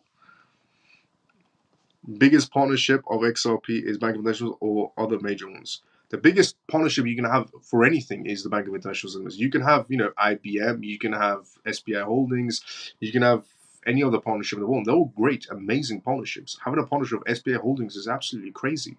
Having a partnership with, if you go to Ripple's own website, you can see their list of partners, and the list just goes on for days. But the Bank of International Settlements trumps any partnership anybody can ever have. Any partnership anybody can ever have. The Bank of International Settlements will trump any partnership. Thanks for answering. Exactly what I needed to look into investing into XRP. Let's go, Jim. No problem. Anytime. Now, top 10. Top 10 holders of BlackRock's Spot Bitcoin ETF. This is the list of all the top 10 holders of BlackRock's Bitcoin Spot ETF. With the reporting season for the top companies inside the United States on the way, more traditional companies have unveiled their holdings in BlackRock's Bitcoin ETF IBIT. While the company is one of the 9 major spot Bitcoin ETF issuers, it has recorded the biggest inflow around.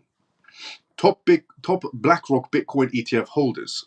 One of the latest backers of BlackRock's Bitcoin ETF IBIT is Rubik Capital Management LP and Symmetry Investments LP. In the filing lodged with the United States Securities and Exchange Commission (SEC) earlier, Rubik Capital unveiled a 1.7 million plus units of IBIT shares. This figure comes at more than $69.7 million. This is also for everybody that thought that, because a lot of people talk about the Bitcoin ETFs and they say, oh, well, they're retail investors. All the retail investors are inside the Bitcoin ETFs. Incorrect, because the actual number is institutions. It's not the retail section inside the Bitcoin ETFs that are pushing the ETFs. No, it's the institutions. That's who's actually pushing the Bitcoin ETFs. And the data is here to show it. It's all from the 13F filings these corporations had to do, which now we know who holds Bitcoin and who doesn't, or any of the cryptocurrency. So, they're holding, Rubik Capital has unveiled that they're holding 1.7 plus million units of IBIT shares, Bitcoin IBIT shares from BlackRock. This figure comes into account of more than $69.7 million they're holding right now.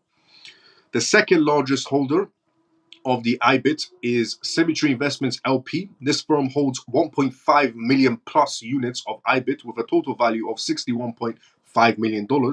In a surprising twist, CoinGate reported disclosure of the Young Rong Hong Kong Asset Management Ltd, the third largest BlackRock Bitcoin ETF holder. The firm holds a whopping 1.1 plus million dollars, worth equivalent to $45.63 million.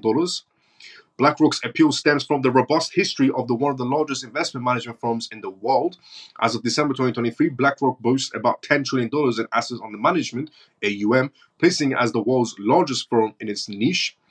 To tap into its legacy, CTC Alternative Strategies Ltd, Monolith Management Ltd make up the top 5 largest holders of IBIT, with a former has 685,000 plus units of IBIT. The latter condense a 603,000 units also of BlackRock's Bitcoin ETF. Other firms like Squash International Group, Quattro Financial Advisors LLC, Ivory Rock Asset Management Hong Kong, Context Capital Management, Ethos Financial Group also holds BlackRock's Bitcoin ETF shares. The least of these holders is Ethos Financials with a total of 350,000 plus shares worth $14.8 million. That's the lowest one. The lowest amount of all the Bitcoin ETFs these corporations are holding, the smallest amount from these institutions is around $14.18 million. Cross-market embrace for Bitcoin ETFs. Besides the bets on BlackRock's other Bitcoin ETF issuers are also tagging along in their attracting top investment firms. In an earlier CoinGate CoinGate report, the third largest bank in United States, Wells Fargo, disclosed it holding Grayscale's Bitcoin Trust (GBTC). The investment is a testament to how widespread U.S. firms are diversifying their holdings. While only Scotia has essentially unveiled its bet in all spot Bitcoin ETF issuers, more filings might reveal more unexpected holdings as well. So the list is absolutely massive regarding how many corporations are actually holding the Bitcoin ETFs. And it's just mostly corporations. The majority shareholder, first of all, some of the majority shareholders are Hong Kong companies, but also the majority shareholders of the Bitcoin BlackRock IBIT ETFs are just corporations. They're not technically retail investors. A lot of people before inside the crypto space were talking about how, they're retail investors and so on inside the Bitcoin ETFs. No, they're not. Because according to actual evidence, they're massive corporations. Worldwide corporations. Now, the next news to read on tonight's live show is this one, which is what I was going to get to as well. So, this is Coinbase. Coinbase launches a political action committee for crypto-friendly election candidates. This is something that needed to happen inside the crypto space. Now, there is one political fund already from the crypto sector of Coinbase, Ripple, Circle, and some other ones have ventured into it to pay off essentially politicians, which is the only way to get things done regarding the law. But we'll go through that right now on tonight's live show as well. Before we do that, let's go inside the comment section. So, here we go. Miles, do you think I should convert all of my Ether to other tokens like XRP, XRM, XTC, etc.? I would say wait for the ETF, Ethereum ETF, see how that goes. Will XRP go up in price this year based on the adoption of the stablecoin or XRP itself, apart from the stablecoin? The adoption will push it high enough. And also stablecoin will push it higher, and the case will push it higher as well. Your prediction, €1 to 50 euros. I am good, right? In 2024, well, depends on the adoption rate. What factors do you determine to judge when making a price prediction for crypto tokens? What factor do I determine? I base it on PDF documentations. I base on what contracts they have in place and how those contracts can be effective, how that partnership is going to be effective, how that development is going to be effective, and in essentially 1 year, 2 year, 3 year, 4 year, or 5 year time. And I can see their adoption rate happening when they sign more partnerships, more contracts, development news comes out is always good news. And then I can see, that price movement coming in. Basically. We are ruled by dictators wearing Democrat coats. Fair enough. Miles, can you now read out all the corporations Miles, can you now read out all the corporations that are holding Pepe's grandma? All of the corporations that are holding Pepe's grandma. I think that's gonna be a difficult list to get my hands on. Might be a very short list also.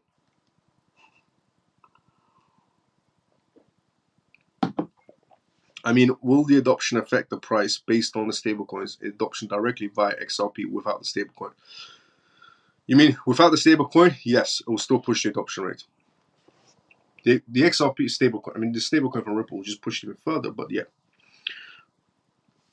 Now, this is the news regarding the political campaign that's going on.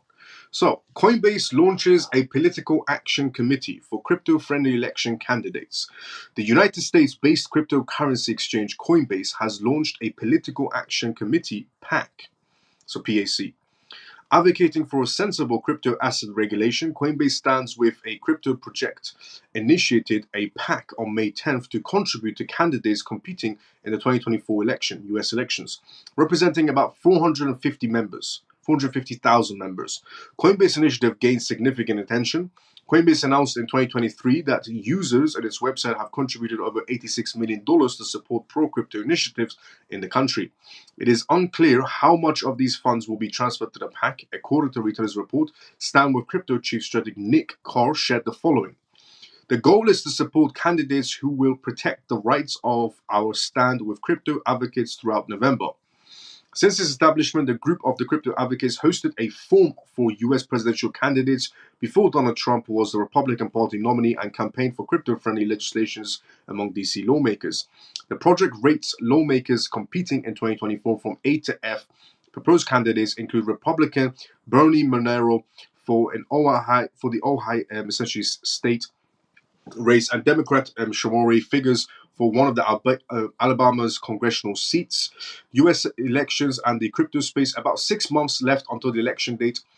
U.S. voters will decide which political party will control the House of Representatives, the Senate, and the presidency. Crypto-focused PAC, including Fairshake and its affiliates, have collected over $100 million in donations to support candidates favoring crypto policies. Races featuring outspoken pro and anti-crypto candidates include the ongoing legal battle for Massachusetts Senate seat currently held by Democratic Elizabeth Warren, Republican lawmaker John Deaton, who has defended crypto users in various cases, opposed Senator Warren's anti-crypto views while in office. Public citizens researchers Rick stated in May 6 post, there are 11 primary races, include races essentially that's going on inside the crypto space and political campaigns involving crypto-backed candidates left. Then there are the general elections where narrow majorities mean super PAC spending could influence congressional control over. So there is a massive. Well, this is the only way to get things done. Honestly, I've said this before and I'll say it again. If you want to get politicians don't care about your policies. They care about your wallet. It's just the truth, okay? You want to get something done. When it comes to politicians, they're not listening to you for free. The only way to do it is by doing some sort of a political campaign where you give them political donations.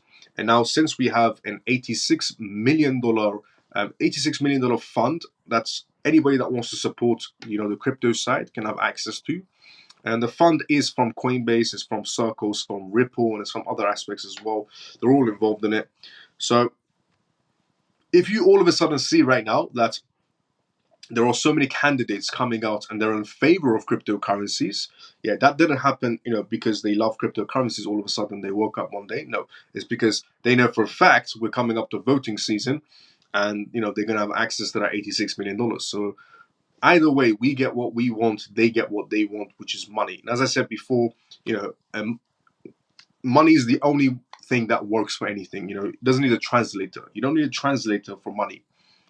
It speaks every language, and it clearly speaks a politician's language as well. But I said this a long time ago. If you want to get things done, you need to get inside the political game, which is what they're doing. Great, amazing. Now, the next news to read on tonight's live show is this one. Harvest CEO aims to open Bitcoin ETFs to mainland China investors. Now, we do know, of course, that the Bitcoin ETFs were launched in Hong Kong, and essentially that the Bitcoin ETFs that were launched in Hong Kong, not that many Chinese firms were involved in it. But things are about to change, because this particular CEO from the Bitcoin ETFs is about to open the doors to China regarding Bitcoin ETFs. So, before I read that, let's go inside the comment section. Here we go.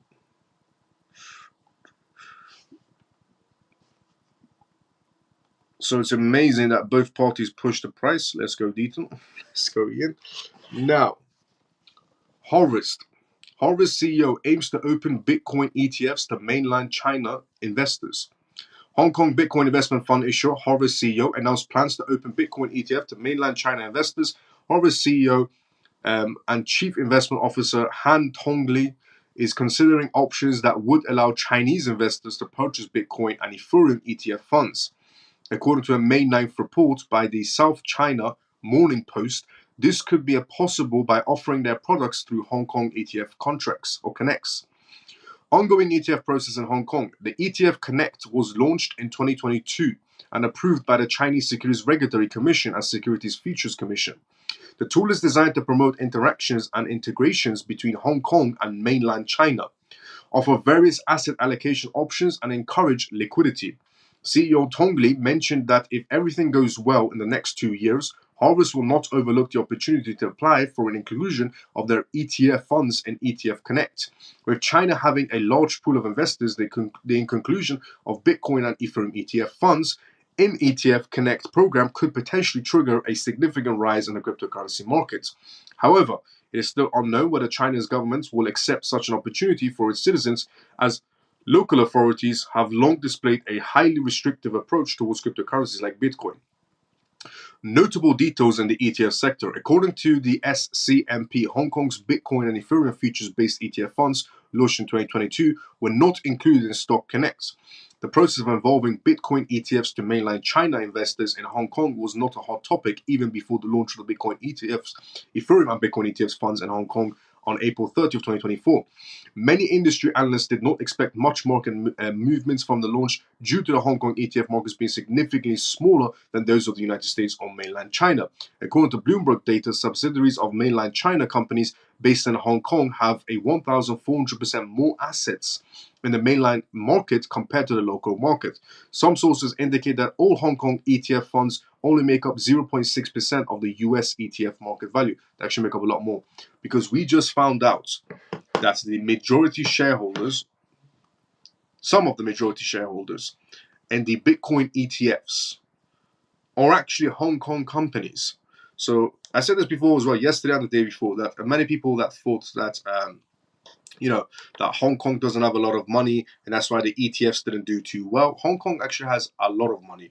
And we found out from actual data, which is the 13F filings that these corporations had to do inside the United States, of who's holding these Bitcoin ETFs. It turns out the majority of the Bitcoin ETFs being held are from Hong Kong companies.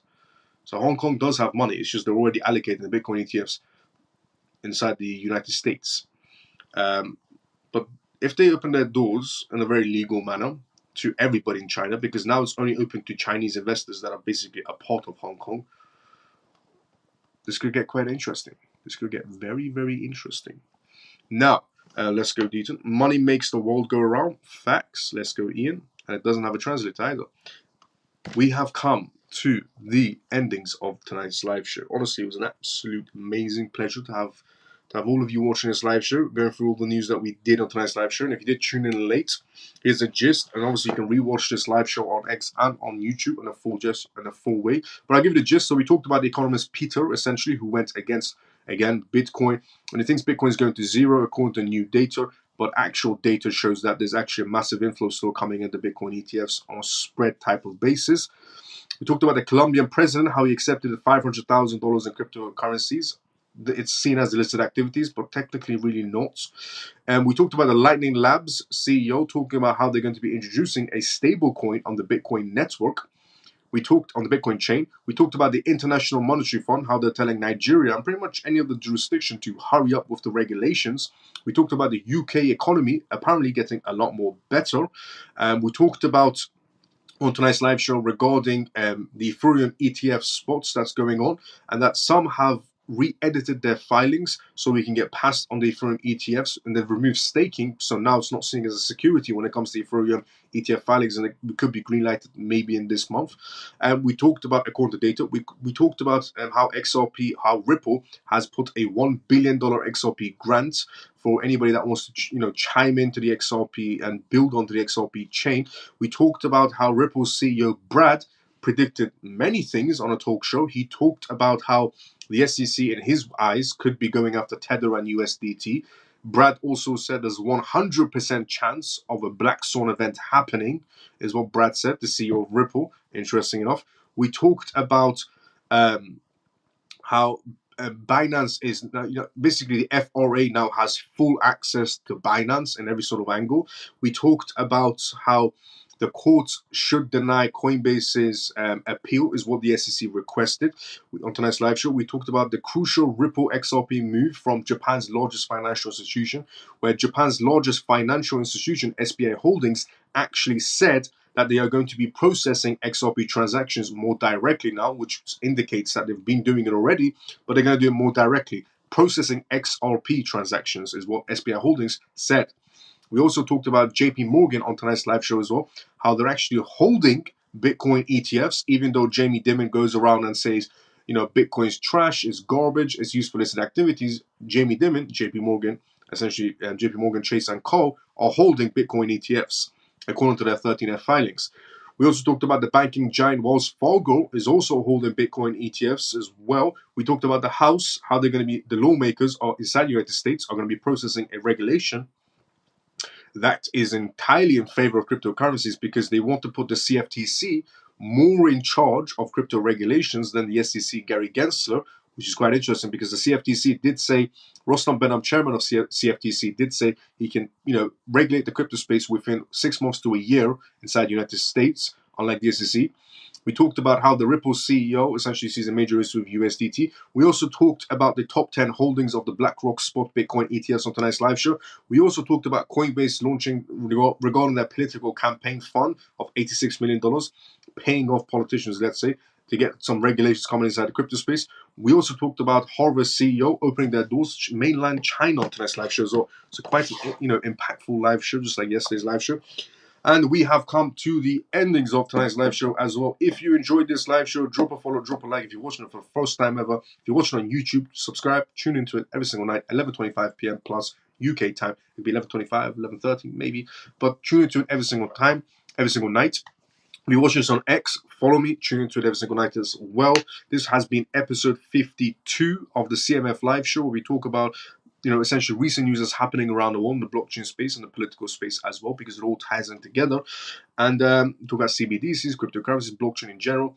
And we do Q&As every single night as well, which means you give me the questions, I give you the answers, and I read everybody's questions one by one.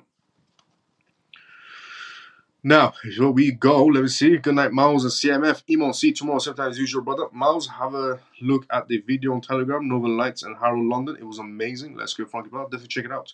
Biden considers censorship of U.S. centralized computer clouds. Access to China. 80% of decentralized blockchain operates on cloud subjects to censorship, but ICP doesn't use any cloud, but Utopia can. Thank you, Miles. Have a great night and see you tomorrow. Mike, see you tomorrow, sometimes usual as well. And Leroy, thank you for the update as well. I didn't do that, but let's go. Leroy, thank you as well. I'll see everybody tomorrow, because we have reached the endings of this live show tonight as well. So I'll see everybody tomorrow, same timing as usual. CMF genuinely mean it. Thank you so much to every single one of you that tunes in every single night. Communicates inside the comment section, taps on the screen on X, taps on the screen on YouTube, and retweets this live show on X as well. Thank you so much to every single one of you. I'll see everybody tomorrow, same timing as usual. Everybody have a great day or a good night, depending on where you are around the world. Thanks, Miles. Bye, everyone. Shelly, see you tomorrow, same time as usual. Mike, see you tomorrow, same time as usual. A lot going on. Thanks for the updates. Great live, Miles. Take care of CMF and brother from another mother. Let's go, Ray. Ray, see you tomorrow, same time as usual as well. I'll see everybody tomorrow, same time as usual. Good night, everyone. See you tomorrow. Orphan, see you tomorrow, same time as usual as well.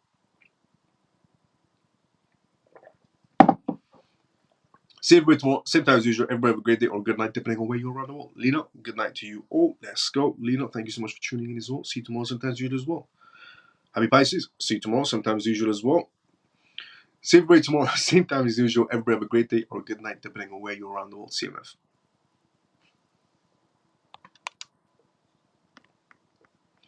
Good night, Miles and family. Great life. Thanks. Have a good one. Let's go, Ian. Ian, see you tomorrow, same time as usual as well, brother. See everybody tomorrow, same time as usual.